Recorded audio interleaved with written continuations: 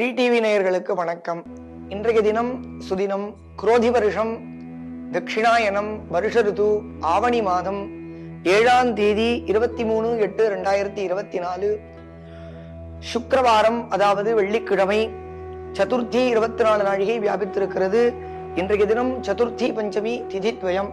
திதித்வயம் என்றால் ஸ்ராத்தத்தை அனுஷ்டிக்கும் பொழுது 2 ஸ்ராத்த திதிகளும் ஒரே நாள் வியாபித்திருப்பதால் இன்றைய தினத்தில் சதுர்த்தி திதி அனுஷ்டிப்பவரும் பஞ்சமி திதி ஸ்ராத்தம் அனுஷ்டிப்பவரும் இன்றைய தினமே அனுஷ்டிக்கத்தக்கது.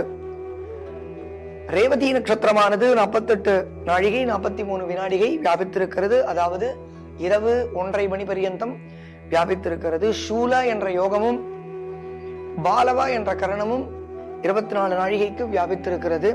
தியாஜ்யமானது 20 நாழிகைக்கு வருகிறது. அதாவது மதியம் 2 மணிக்கு மேல் 1:30 மணி அவகாசத்திற்கு தியாஜ்யமானது இருக்கிறது.